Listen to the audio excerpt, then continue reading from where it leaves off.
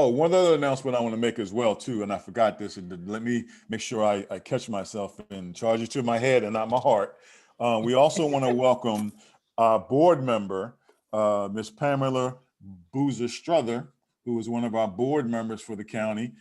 She has joined us for the last couple of meetings. She's from District 3, and she has been a great resource for us and a help for us, and we just want to welcome her to our monthly SECAC meeting.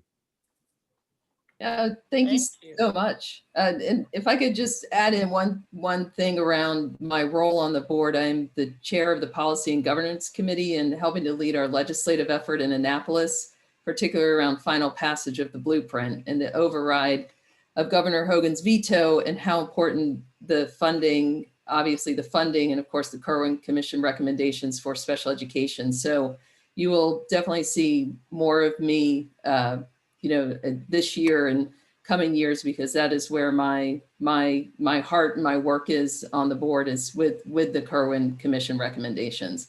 So thank you so much for hosting this, and I'm glad to be here. You're welcome.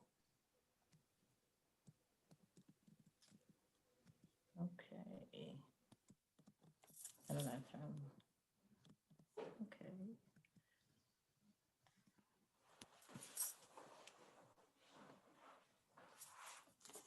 Okay. Takesha, I'll go ahead and introduce myself. I'm Jackie Gordon, as Mr. Sampson shared. I'm a school psychologist for Prince George's County. This is actually my 21st year with the county. I actually started right out of grad school, and I've been here ever since. So this is truly home to me. So I want to really thank the SECAC organization and your board of directors, as well as Ms. Andrews and Dr. Johnson for extending the invitation to speak on this platform. I'm really excited to share. Usually I get to speak to parents only at my assigned school. So this is really a great opportunity. And I guess I'll go ahead and let Takesha introduce herself. Good evening, everyone. I'm Takesha Ubiera, resource support teacher for the Office of Instructional Support Assessment and Accountability. I'm also a certified reading specialist, so it's a pleasure to be here with you this evening and share some useful information that I hope you are able to use with your children at home. Mm-hmm. And as we prepare to get started, just really want to extend a sincere thanks to all of our parents who participate in. I know the last 7 months there've been some very challenging times for all of us. So really just want to acknowledge the great role that you've played in pivoting, and many of you, I'm sure, have had to support schooling from at home, as well as many of you probably trying to manage your work virtually.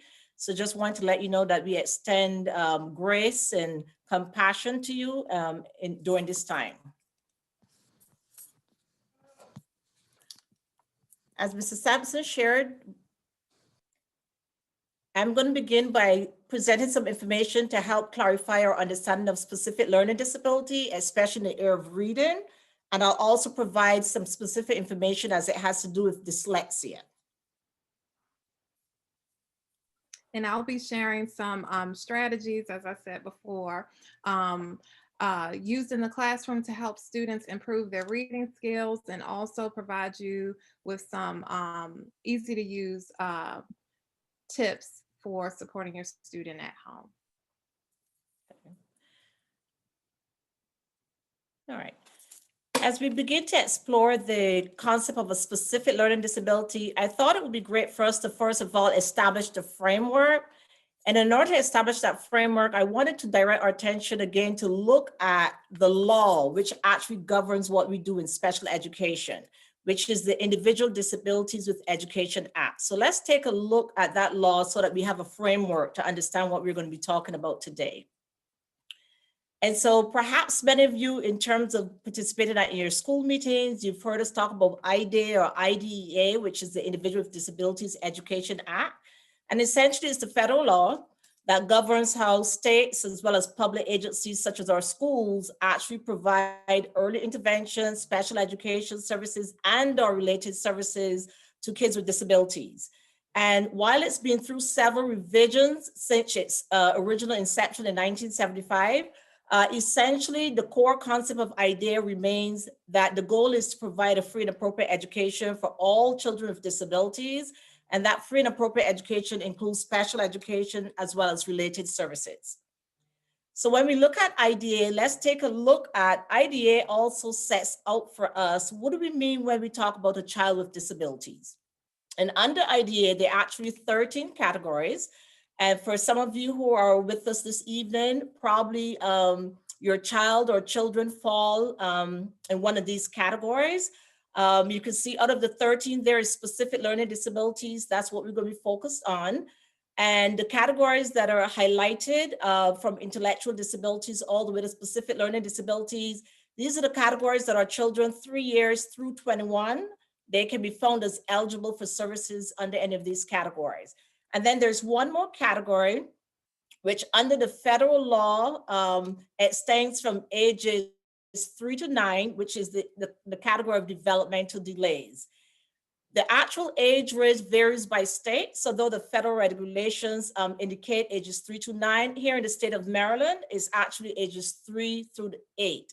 So just before the 8th birthday, children who are found eligible for developmental delays, they have to be reassessed to determine whether or not they're eligible for a new disability classification. So under IDEA, we're looking at 13 different disability classifications, of which we're going to focus on specific learning disabilities tonight, especially specific learning disabilities within the area of reading.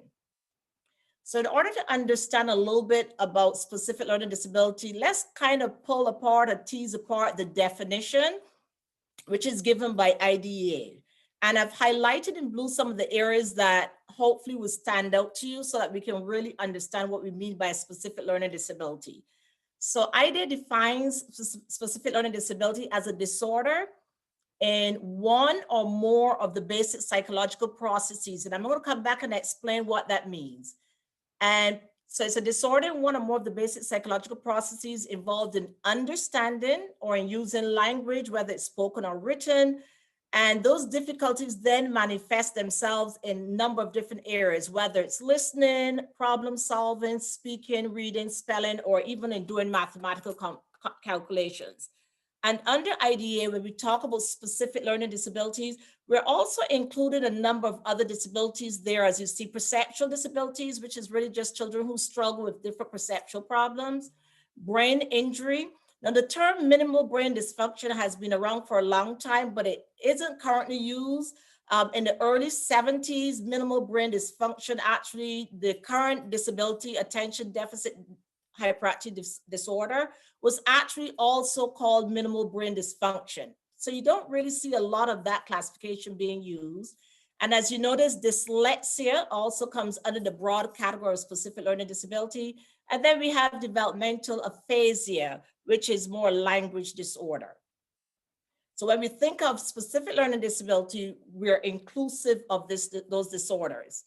Now, in terms of IDEA's definition of specific learning disability, they also have 4 set criteria that has to be met when we're looking at identifying a kid with a specific learning disability.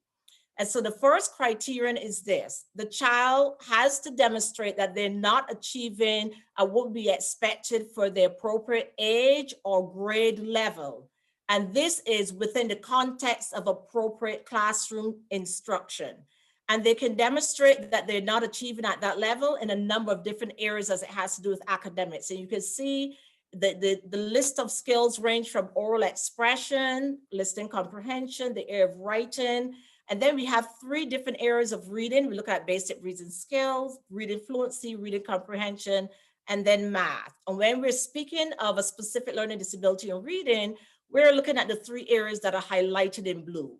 And the basic reading skills, we're referring to decoding. Fluency, of course, refers to the rate and the speed at which you are able to read, and the accuracy and the tendency to read with intonation and expression. And then we look at reading comprehension, the extent to which you're able to get meaning from text.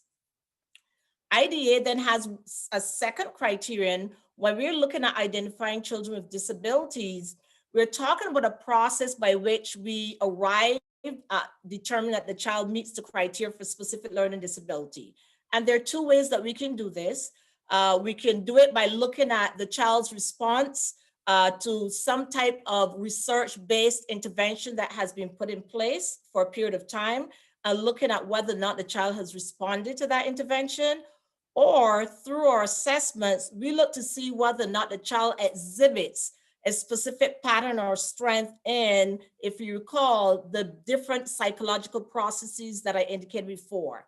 And Takesha, if you can just go back very quickly to the slide where we talked about, go back 2 slides where we talk about, one more slide. Yes, where we talk about one or more basic psychological processes. So when we're looking at a pattern of strengths and weaknesses, we're looking at the pattern of strengths and weaknesses as they relate to basic psychological processes.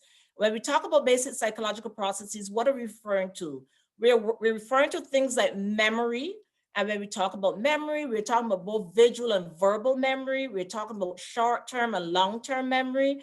We're also talking about things like executive functioning, which is that broad umbrella of skills that sort of help us accomplish a task. So things like planning and monitoring, attention and organization. So those are some of the basic psychological processes. We're looking at auditory processing skills. And especially when we were looking at reading, we're looking at things like phonological processing, phonological memory. We're also looking at things like rapid naming skills, which is the speed at which children can actually attach a verbal to a visual label, which is very important in fluency. And we also look at things like fluid reasoning, which is that ability to engage in what we call novel problem solving. Another basic psychological process could also be visual processing, the extent to which the child is able to form patterns or understand patterns. And so some of those are some of the basic psychological processes that we're referring to when we talk about defining the specific learning disability. Go ahead, teacher, you can, okay, good. So the third criterion then when we're looking at identifying a child with a specific learning disability is what I call an exclusionary criteria. What that means is that in order for us to determine that a child has a specific learning disability, the difficulties that the student exhibit, and when we're talking about specifically in reading, cannot be the result of any of the factors that you see here presented. So while the student may have some of these challenges, they cannot be the primary reason. So for example, while a student may present as having some emotional challenges, the emotional challenges cannot be the primary reason why that student is struggling in reading. Similarly, while a student with identified a specific learning disability may have some visual problems, perhaps they wear glasses. However, a visual impairment cannot be the primary reason why that student is struggling in reading.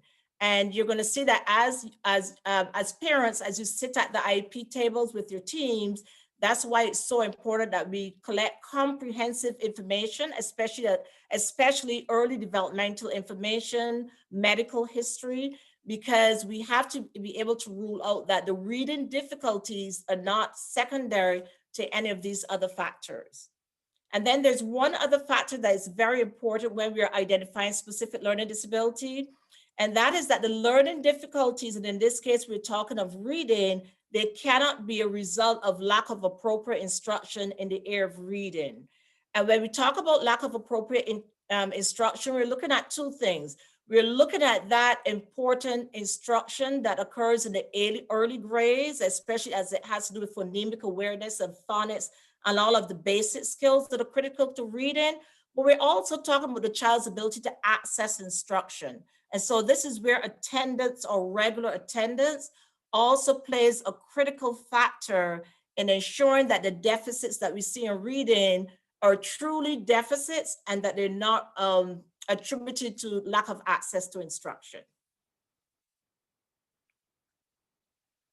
And before we go on to dyslexia, just to say a little bit about the specific learning disabilities. Specific learning disabilities exist on a continuum, that is in reading. So you may have some students that show a mild disability, and then there's some students that exhibit a more severe disability. In addition, the reading profiles can look very different for each student identified as having a specific learning disability. And this goes back to when we look at the strengths and weaknesses in the areas of those psychological processes. Those strengths and weaknesses can vary across each individual. So for example, in the area of psychological processes, let's say if we were to look at phonological awareness, you may have a student who qualifies as a student with specific learning disability in reading, who has a significant deficit in phonological awareness, who also struggles with phonological memory, that's holding on to the individual sounds and words in order to blend them. And they may also struggle with what we call rapid naming skills. That is, when presented with a task such as calling colors, they struggle in quickly accessing or retrieving the label of those colors. And then you may have another student who may only have difficulties in phonological awareness and phonological memory, but they may have intact rapid naming skills. And so the profiles for each child that is identified with a specific learning disability in reading can vary significantly depending on their patterns of strengths and weaknesses and those psychological processes. But what we do know is that it impacts their decoding skills, their fluency skills and comprehension skills, or a combination. So you can have an impact in decoding and fluency, and the kid has pretty intact comprehension, or we can have kids who are impacted across reading, fluency, and comprehension. And also remember that for a lot of our students who are identified as having a specific learning disability in reading, oftentimes they also are identified as having specific learning disability in the area of written language as well as math. So sometimes it's not a pure specific learning disability in reading. And of course, you know, specific learning disability also has a high rate of also co-occurring with other disabilities such as attention deficit hyperactivity disorder.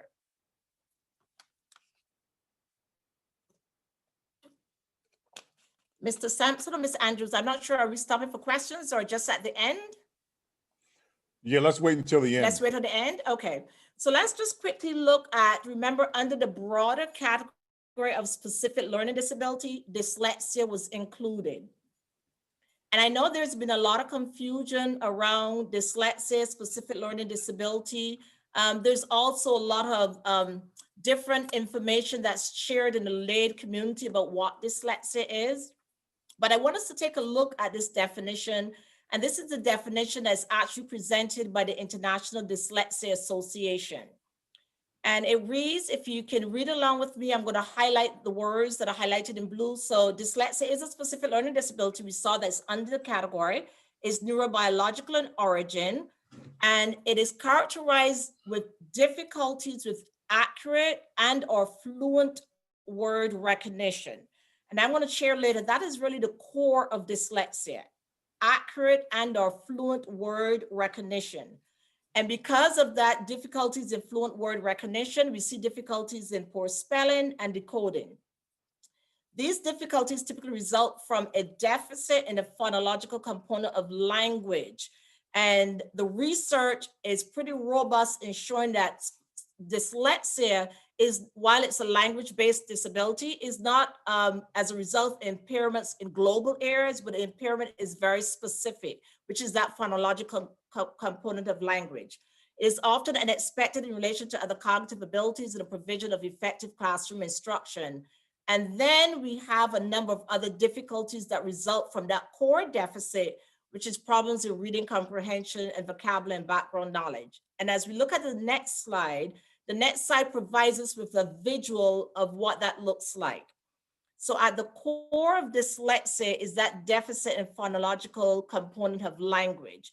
And the research, as I said, especially research by Sally Shewis from the Yale Center of Dyslexia and Creativity, has done a lot of work around dyslexia. Actually, her most recent book was just released this year on overcoming dyslexia. And based on her research, based on imaging studies, the research has pretty much confirmed that yes, at the core of dyslexia is this deficit in phonological component. And when we talk about the phonological component, we're talking about the ability of this particular group of students or individuals to really be able to break language or to identify language at its smallest phoneme, which is the smallest unit of sound. So if we think of a word like cat, the ability to segment the word cat into its 3 phonemes, which are represented by the 3 letters CAT. So we have the K and the T. And so the core deficit with dyslexia is the ability to identify those 3 distinct phonemes and then be able to manipulate those phonemes then to create new words. Because of this core deficit, we then have what we call cascading effects. So we see that there are difficulties in decoding, there are difficulties in spelling, there's difficulties in the accuracy, and then there's difficulties in fluency.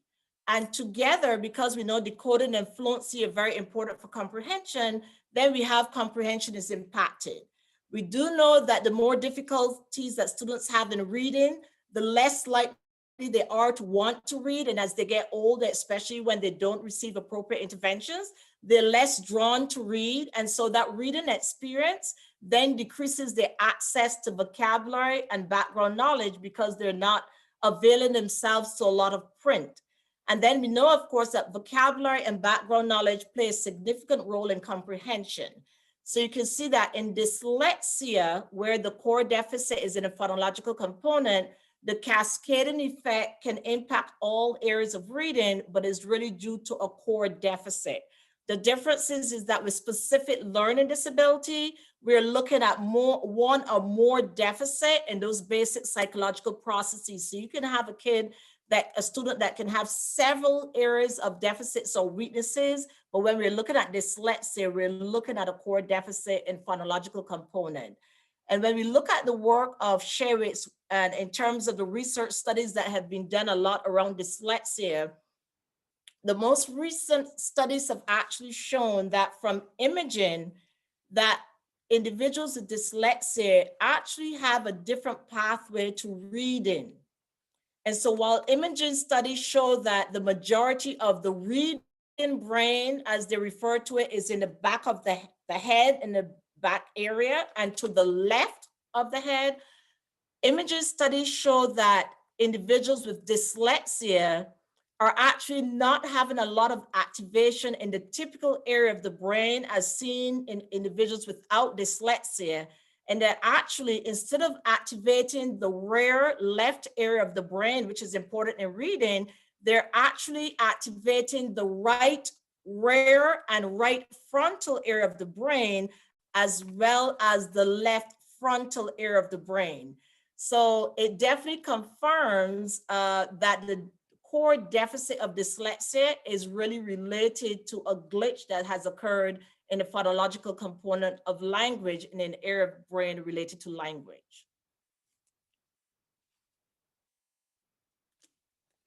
So I want us to just very quickly take a look at these statements. And let's see if we can, and if you want, I don't know, Mr. Sampson, if they're able to use a chat. Yes, they are. Mm-hmm. Yes, they are. Okay. So just very quickly, if you could just indicate for these different statements, dyslexia affects only a small % of individuals with disabilities. Is that a myth or fact? What do you guys think?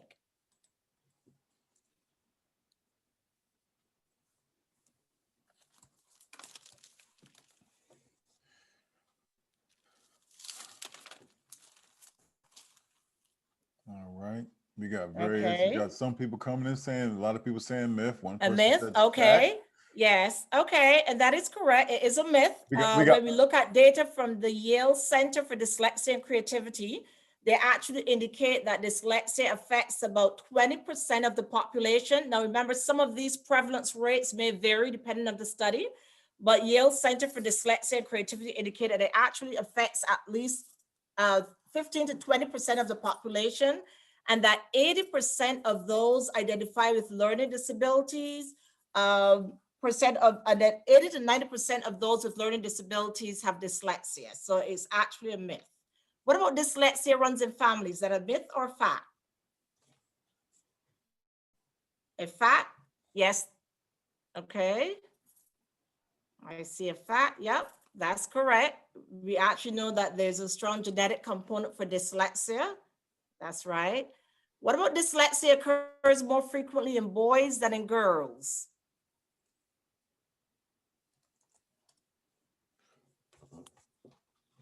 I saw someone indicated a fact in the chat. Okay, someone else said a myth. Okay. And actually, here's where the research seems to be a little bit inconsistent. When we look at earlier research, it does show a higher rate of boys identify with dyslexia than girls. And actually the rate ranges from 3 to 1 in some studies to 5 to 1. However, when you look at the most recent research, again, by Shewitz, who's done a lot of research in dyslexia, they indicated that actually the rates of dyslexia is pretty comparable in boys and girls. How Shewitz explained this difference in the literature is that when you identify that individuals who are identified with dyslexia in the school setting, there tend to be a higher percentage or frequency of boys. But when they're identified using the criteria, using research-based criteria, the rates are comparable. And one explanation that she gives is that in the school setting, boys who are referred by teachers are typically referred because of their acting out behaviors. And so the rates for dyslexia tends to be higher in favor of boys, but it may be a function of the referral biases of boys and the behavior and tendency to act out in schools. What about dyslexia is defined by reversals and mirror writing and reading backwards? I like that Dr. Whalen said they're more effective self-advocates. Thank you, Dr. Whalen. So is that a myth? Yes. So oftentimes we would hear a lot of parents indicate that their student or their child is reading backwards or mirror writing. And while reversals can be seen in students with dyslexia, it can also be seen in students without dyslexia because it is part of the developmental process. And we know that dyslexia is a language-based disorder. It's not a visual-based disorder. What about dyslexia affects everyone the same way? Myth or fact? Myth, yes, that's correct. Dyslexia, like so many other disorders, is a spectrum. So it can range from mild symptoms to more severe symptoms. It looks very differently from individual to individual. And what about the last one? Dyslexia is a lifetime disorder. Is that a myth or fact?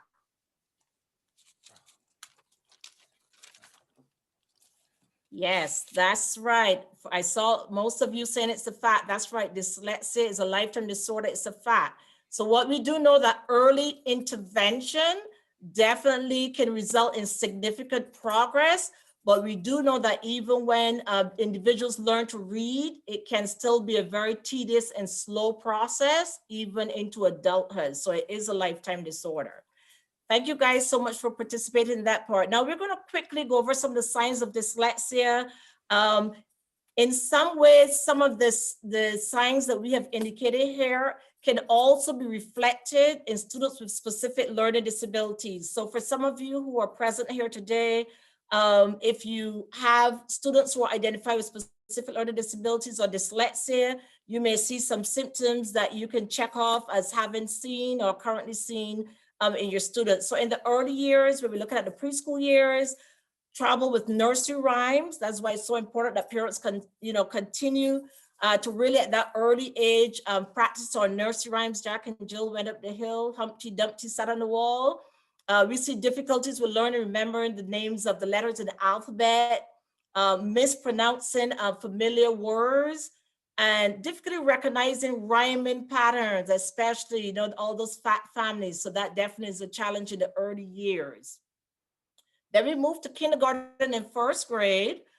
We see that as our students are reading, sometimes they're picture reading, but their reading errors has no connection to the sounds of the letters on the page. One of the hallmark difficulties that we're looking at is that ability to pull apart words. And we often talk about pulling apart words beginning at the syllable level, so cupcake, but then even pulling apart words at a smaller level, up, cup. So being able to segment and then being able to put those words back together. Children in this age often complain about reading being difficult. We may see a history of reading problems in parents and siblings. Remember, we indicated earlier that there is a family history. difficulties sounding out even simple words, and one of the major challenges is associating letters with sounds. And remember, associating letters with sounds is one of the basic skills required for phonemic awareness. And then when we look at second grade through high school, when we look particularly at reading, you can see there are a number of difficulties that these students continue to exhibit. We see difficulties reading unfamiliar words. So even if some of these students learn to read familiar words or words that they've memorized, when they come across unfamiliar words, they still have to spend an enormous amount of time breaking those words down to each individual sound. They often exhibit difficulties with the strategy for reading new words. They have difficulty reading words such as the and that. And what the research shows that because these words are not connected with a particular noun or an object, it's very challenging for them to learn these particular words.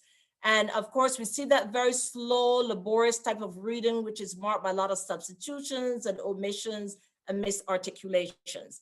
Now, what we know about dyslexia is not only going to impact the reading, but it also impacts the area of spelling and the area of writing.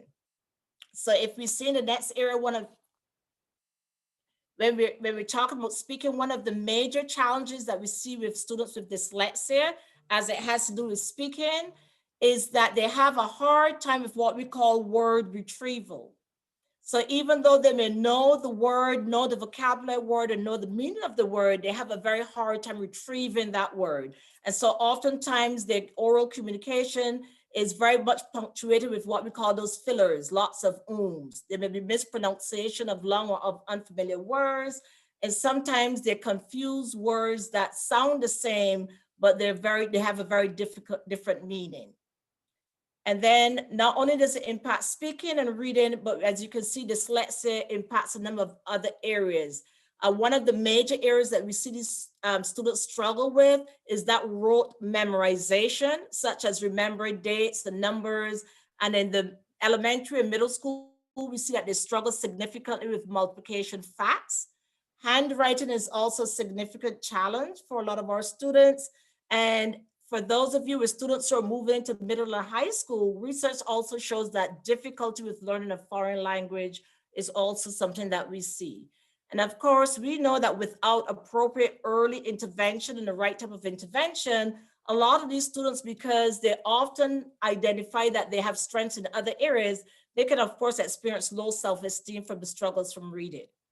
Now, one of the last areas that I'm sure as parents, you see in your students, and this is really for any child with any disability, or even for any of our children without disabilities, that while there are areas of weaknesses, we know that our students also exhibit a range of strengths. And we want to not only in terms of the evaluation process, but also in the intervention process, we always want to make sure that we highlight their strengths. And we've listed a number of core strengths here, but for some of the parents who are present, if you can just very quickly, just send us a quick one word that describes a strength that you see in your child or your teenager or your middle schooler, just any word that captures their strength.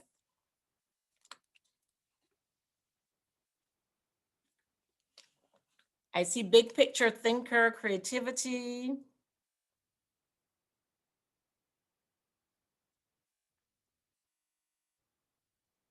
Enjoy solving puzzles.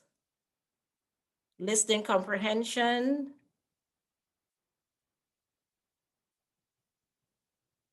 Okay, great. So we can see, and this is one of the things that's very important to remember, but it's even more important to communicate to our students. So whether they have a specific learning disability of reading or they have, they identified as having dyslexia, we want to make sure that while they understand that area of weakness, even more important, that we draw attention and provide opportunities for them to really demonstrate the strengths that they carry. And so now I'm going to turn the platform over to my colleague. Oh, do you want me to, Keisha? Okay, just before I turn the platform over to my colleague, just very quickly, if you take a look at this infographic, just really highlights the complexity of reading for us. And for those of us, or for those who find reading to be a relatively automatic task, we may not really think of the number of skills that are important in reading, but as you can see from this infographic, reading it's quite a complex task. And you can see that we have two large divisions here in terms of reading. If you look at the core reading system, you see a number of skills here going from phonemic awareness all the way to vocabulary, comprehension, and fluency. And then we also have a number of other skills that are very important in reading. And it's the integration of the composite of these skills that really result in proficient reading. And so from this strand or this rope, you can see that deficits in any of these areas really can impact reading. And so for reading to be successful, we're really talking about looking at a number of different skill areas. And so now I'm going to turn the floor over to my colleague, Ms. Ubera, so that she can share with you a number of resources that can be used to address your children's reading. Thank you, Dr. Gordon, for such a thorough presentation about specific learning disabilities and dyslexia. Now we want to take a moment to do a parent poll. We have a couple of questions for you just to gauge where everybody is, what your child's primary disability is. So we're going to go ahead and put that poll up. Okay. And the first question is, what is your child's primary disability? The second question will be, does your child have dyslexia? Our third question is, does your child struggle with reading? Okay. So we'll take a few minutes to let you answer those poll questions, and then we'll continue.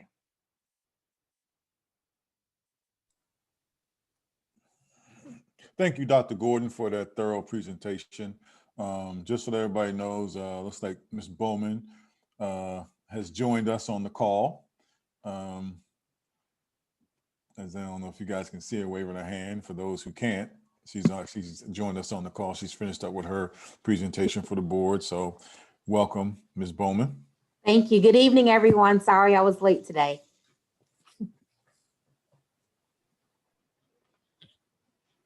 Okay, we'll take about 30 more seconds and then we'll continue.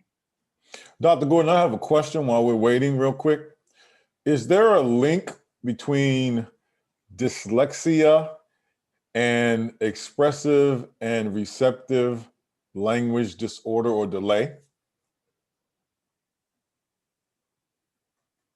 Some of the research shows that actually one of the early markers of dyslexia could also be in young children who have a delay in speech.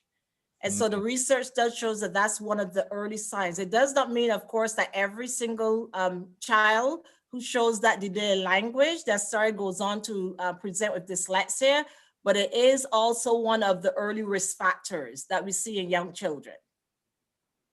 And also remember that when we look at a number of the disorders, there could also be overlap. And when I'm thinking more of expressive communication, because we do know that because it's a deficit in the phonological part of the brain, that oftentimes difficulties with expressing themselves is an impact. So we do see, so not necessarily receptively understanding, but expressing that information.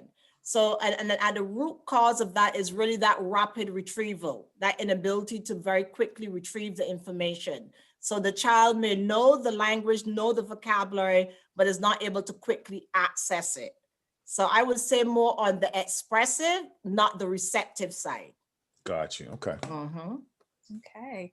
So I'm just going to quickly share our poll results. We have about 4 parents who have students with specific learning disabilities. The majority of our parents on the call tonight are parents of students with autism. We have 1 parent with a student with an intellectual disability, and then 2 classified as other.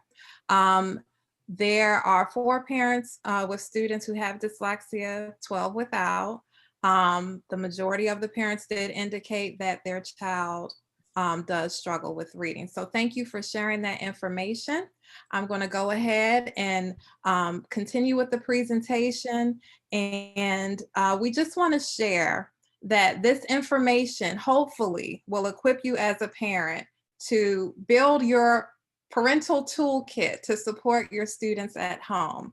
As Dr. Gordon shared, there's many early indicators or early signs that you may see as a parent, depending on the grade level of your child. So notice this chart shows you the progression from preschool through 3rd grade, some of those early indicators that you may see that classify some of our students who have issues with reading, who may struggle with reading. So just to give you a quick overview, at preschool, you may notice that they have difficulty segmenting syllables, having difficulty with rhyming. In kindergarten, they may have difficulty with awareness of words as a unit, difficulty with syllabication, in single syllable words, again, difficulty with rhyming. At 1st grade, they may have difficulty understanding how books are structured. They may not know their letter names and sounds. Phonological awareness difficulties. They may not be able to discriminate sounds or differentiate between different sounds. And then when we get to 2nd grade, you may see some reversals, even though that's not necessarily a definitive characteristic. You may notice those reversals coming into play. They may be omitting sounds or omitting syllables as they continue to be exposed to higher level words. And then 3rd grade, you may have heard that in the primary grade, students are learning to read, and then there's a shift from learning to read to reading to learn. So the expectation is for them to have those foundational reading skills. However, if that is not up to par or intact, they're going to possibly struggle with comprehension later down the road. When we look at Sally Shaywitz's information and some of her research, there's something out there called Rewiring the Brain for Decoding. And when we look at this, we have to make sure that students have a strong sound symbol association, that they understand those components, that they are able to analyze and blend phonemes. They should also have more fluency. So time reading of previously learned words, they should be able to read words fluently, be able to have oral oral reading skills, dictating words with phonetically regular spelling words, or sound patterns, and then also understanding the 6 syllable types. One of the other things that we can do is practice with decodable books and trade books to help firm up those skills that they may be lacking in. When we look at reading, reading is composed of 5 key areas. So we have phonemic awareness, phonics and word study, fluency, vocabulary, and then the pieces of the puzzle all come together with comprehension. So if any one of these areas are not intact, it can really impact the student's ability to comprehend text. We're going to start with phonological and phonemic awareness. These are some of the skills that you would expect students to have early on, some of those foundational skills. And a lot of times people have difficulty differentiating between phonological awareness and what phonemic awareness is. They kind of use them interchangeably, but I want to clarify the difference. So phonological awareness, if we think about it like a big umbrella, as you see in this visual here, phonological awareness is a broad scale, including identifying and manipulating units of oral language. So it consists of rhyming, syllabication, alliteration, and then we have phonemic awareness.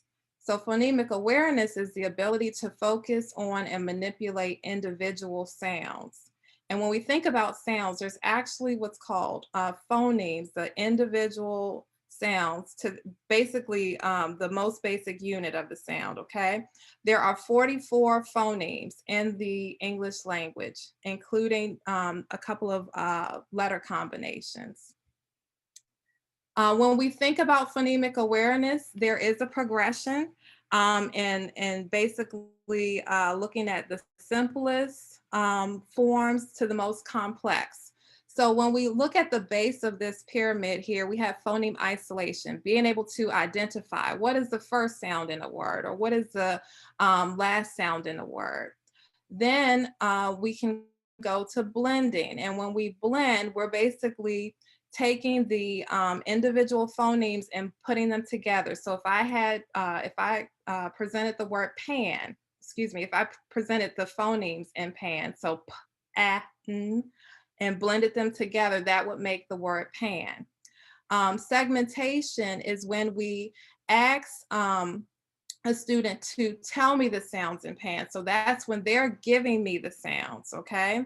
When we get to addition, we're adding we're adding sounds to words. So if I wanted to ask the student to add the p sound to at, that word would become pat.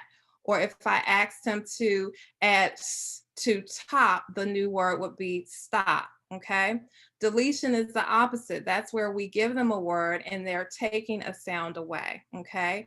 So if I take away the s in scar, it now becomes car, okay? And then substitution, which is the most complex, and this is really where students who have reading difficulties tend to struggle the most, is with substituting sounds. So if I asked you to change the in pat to s, that new word will become sat, okay? And the thing about phonemic awareness to really remember is that this is not a visual activity, this is an auditory activity. So a lot of times students have difficulty visualizing what that word is when they hear it, okay? So they have to be able to manipulate it auditorily and visualize it in their head. Okay, moving on, these are some strategies to support both phonological and phonemic awareness. And these are some things that you may see your teachers, your children's teachers using in the classroom. So one of those areas is to help your child think of a number of words that starts with a certain sound, okay? That will help them be able to build their phonological and phonemic awareness skills. Having them make up silly sentences with words that begin with the same sound, or playing rhyming and blending games. Another activity is to use what we call sound boxes, and you can find these online. You can actually use large grid paper if you want, or you can draw them. But there's also something in addition to this that you can use, which are counters or chips. You can use coins and have the students basically push the manipulative into the box to represent a sound. So if the word was pat, I would push the coin or the counter into the first box to represent the p, and then push the second one into the second sound box to represent a, and then push the last one into the sound box to represent t, and then the student would blend from left to right, blend the word together. Another way to practice this is to tap out sounds. So if I gave the student the word pat again, and I'm right-handed, I would basically have one finger represent each sound. So p, at, blend it together to make pat. Again, very quick ways to practice that particular skill. Now we're moving on to phonics. And phonics is the relationship between the letters and words, the graphemes, and the sounds and spoken words, which are the phonemes. Strong phonics programs are language-based, systematic, sequential, explicit, as well as multisensory. Most phonics programs incorporate both analytic and synthetic activities. In an analytic instruction, students compare words to identify patterns and apply this knowledge to new words, such as ran to can, or they can examine word families to make analogies between segments of words. So an example of this would be onset and rhyme. So if I gave the student the initial sound and they had the rhyme, which is and, being able to blend those together. In synthetic phonics, students blend individual letters, sounds together to form words. So isolating those phonemes to form an actual word. This particular slide is showing phonics by different grade levels. So in kindergarten, students are working on naming the letters. They may be doing single grapheme letter sounds, reading single syllable words, CVC words, which are consonant, vowel, consonant words, and short vowel patterns. They may also be introduced to some basic digraphs, okay, such as TH, CH, and SH. Then in first grade, single letter graphemes and digraphs, as well as trigraphs, which are typically at the end of the word, so TCH or DGE, also differentiating between different blends. They're also exposed to two-syllable words, which are typically compound words, as well as inflectional endings, words with inflectional endings. Also introducing R-controlled vowels, which are also known as bossy R words, like AR, car, and her, vowel digraphs, and they also begin to learn the 6 syllable types. By second grade, they're definitely working on decoding 2-syllable words and multisyllabic words, more complex vowel patterns, as well as prefixes and suffixes. Some areas to support phonics, dictating a word using say, touch, and spell. So using phonetic letter tiles, and it's important that they use the phonetic letter tiles instead of just regular magnetic letters, because a lot of times the regular magnetic letters aren't combined in a certain way. So if you use the phonetic letter tiles, they follow certain patterns so that the student is able to see, although I see 2 letters together, they make one sound, okay? So an example of this would be to dictate the word fish, okay? Although fish has 4 letters, it only has 3 sounds. So you have I and sh, okay?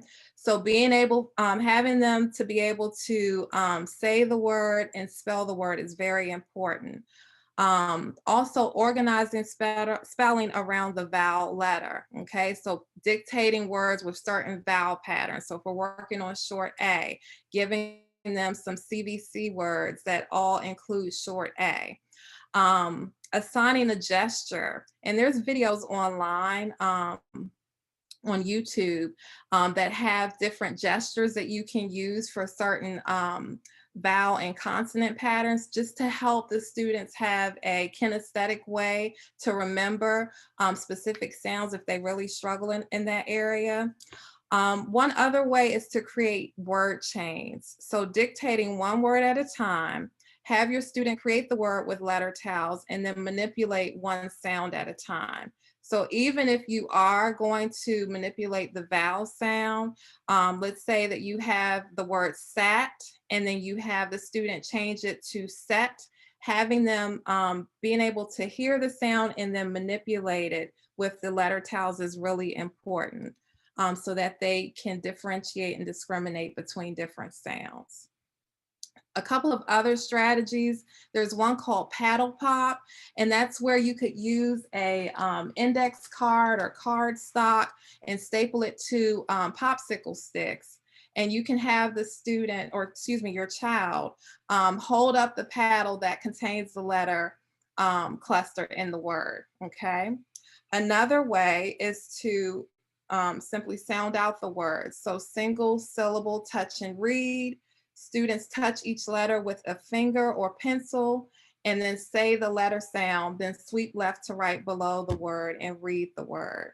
For multisyllabic words, what we want students to do, and this is really important, especially for our older students, making sure that they're able to see the syllables in words. So instead of manipulating each sound, so if I had the word cupcake, okay, instead of them trying to sound out each phoneme in the word, having them look at, okay, this is cup and this is cake, I blend them 2 together and they make cupcakes. So that's really important as students get older, that they can start to see the syllables in words and be able to read them from left to right. One other area before we move on to the next area, which will be fluency, I want to talk about word recognition, because word recognition is equally as important when we come across words that are not decodable, okay, or they're not phonetically regular. There's actually 84% of English words that are considered phonetically regular. And there are many words that cannot be sounded out using phonics. Approximately 90% of words found in children's and adult books consist of 5,000 common words. Therefore, instant recognition is really important for students to be able to identify words.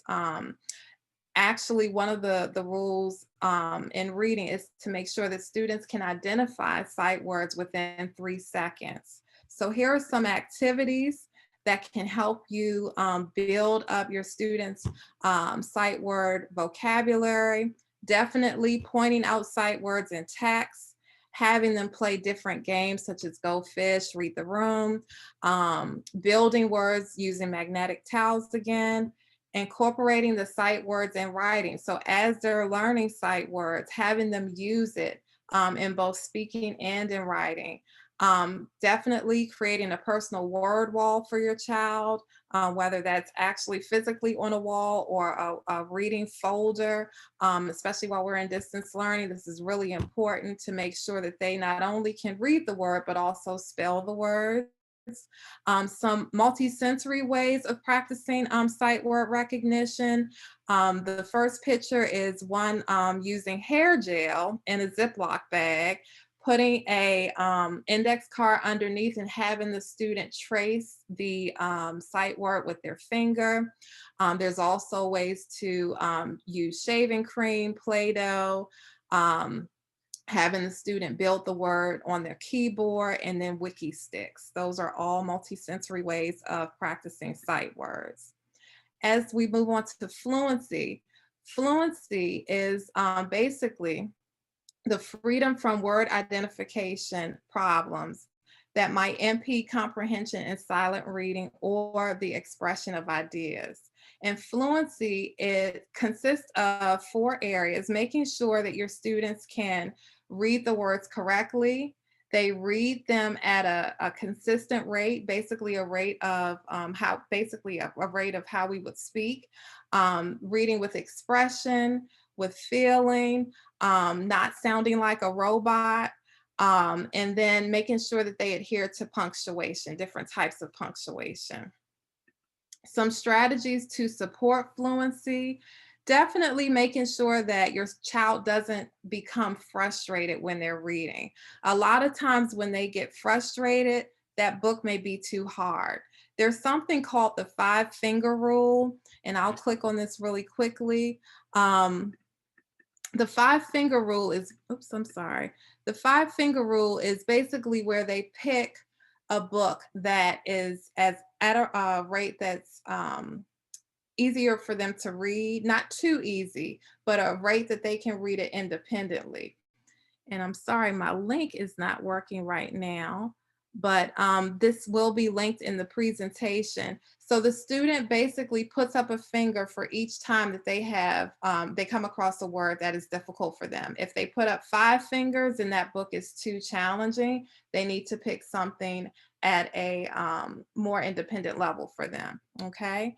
Some ways to practice fluency: reading fluency passages or phrases. So instead of reading full sentences, they're just reading 3 words at a time, such as the dog ran, the cat sat, and they're basically monitoring their reading as they're going along. One of the ways to do that is to use a fluency chart, so the student can color in the chart for how many phrases they were able to read within a minute or 2 minutes. Couple of other things to do. You can use books on tape. One of the things that I used to love doing with my son is having him record himself. I think he actually liked it more than I did, but being able to hear whether they're using fluency and intonation. Moving on to vocabulary. Vocabulary is very important, just like all the other areas. As our students get older, sometimes this is an area that we see them really struggling in. So making sure that they understand vocabulary, starting by listening to stories, discussing and sharing with their peers and families, using vocabulary and writing, listening to and creating poems, singing, and through observation. Couple of ways to build their vocabulary: definitely engaging them in conversations every day. You may have heard people say, don't use baby words around your child. Use higher level vocabulary. The more they hear it, the more they're using it, the more they're likely to incorporate it in their own conversations. Read to or with your child every day. When books contain a new or interesting word, point it out to your child so they can start to see and make the connections as they read. Definitely trying to classify and group objects by naming them, playing verbal games, having them draw pictures, having them draw pictures to match their newly acquired vocabulary words. Moving to comprehension. Comprehension is the ability to gain meaning from text involving the metacognitive processes, such as matching thinking and problem-solving strategies to specific learning situations, identifying key points and messages, clarifying purposes for reading, monitoring comprehension through self-questioning, and then taking corrective action if comprehension fails. This visual here shows you some of the comprehension strategies. So rereading when you don't understand something. The more you read, the better you understand. Thinking about their prior knowledge and building their background knowledge is really important. When they come across unknown terms in text, using context clues to figure out those unknown terms. Drawing inferences, and sometimes it's really difficult for students to do that, but trying to read between the lines. What is this text actually saying? As a parent, it's really important that we do think alouds, and this is something that teachers use often when they're introducing new information to students. I wonder if, or this, I'm thinking that this character is displaying that, okay? So thinking aloud as you are working through the text with your students. Summarizing the stories. Definitely using their word attack strategies is really important because, as we said before, if the student has difficulty with those foundational reading skills, they're not going to be able to gain meaning from the text. So definitely going back and rereading is really important. Making predictions, using graphic organizers, and visualizing is something that's really, really good for students to, a skill that's really important for students to have, being able to make pictures in their head as they're reading. Some strategies to support comprehension, again, holding conversations with your students, helping them make connections, discussing the meanings of unknown words, definitely chunking the text into shorter sections so they're not getting overwhelmed with what they're reading. And then discussing what they've learned from their reading, such as the informational text in science or social studies books.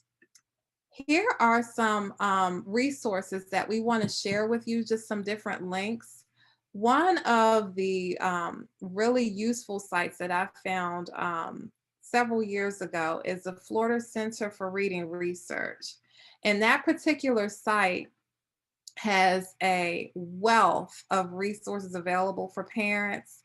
If you're one who likes to make things, this is going to be a gold mine for you. So I'm just going to click on a couple of things just to show you what's available.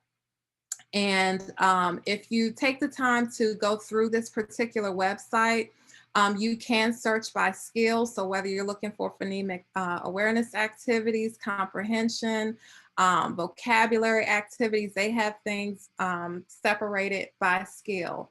So this is just one of the phonemic awareness activities that you can make for your student.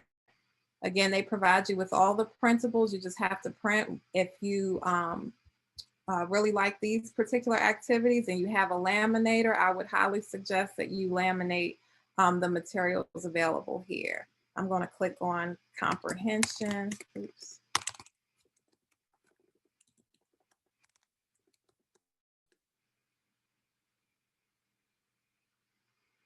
Okay.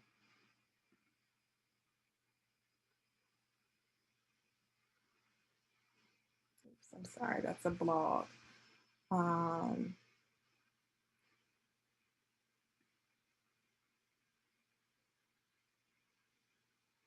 This particular, this is a nonfiction and fiction classification activity. Again, several resources available here for you to use with your students. I also broke these down by areas. So we have some sight word activities here, vocabulary, there's some fluency.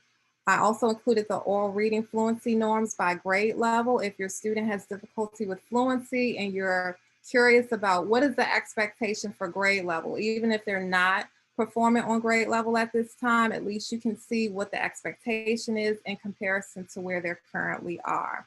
For students in grades K through 2, all general education students were provided with iRead, which is an online reading program. There are books available for students in grades K through 2. Also, something very similar, Scholastic Literacy Pro is another place that you can go to find books by Lexile level, and that's available for grades K through 6. I've also included some comprehension graphic organizers, and also a link about 10 ways to help your child with comprehension. And Dr. Gordon also gave us the link for the Dyslexia app. For any students who may be using online interventions through our district, I also linked some parent resources that are available for each online program. So for students who have Lexia, which is a K-5 intervention, there are some parent resources by grade level linked here. Also the same for Achieve 3000, Read 180, Systems 44. And for our students in CRI or the regional programs, we have ULS, okay? And those are all hyperlinked there for you. One thing that we want you to remember is the more you read, the more things you know. The more that you learn, the more places you go. And that's a famous quote by Dr. Seuss. So now we're going to open up for questions. And also we want you to think about, has this presentation helped you? How do you feel about supporting your students' reading needs based on the information that we provided? Thank you so much for allowing us to come in today to present to you. We hope that you found this information valuable, and we look forward to supporting you in the future.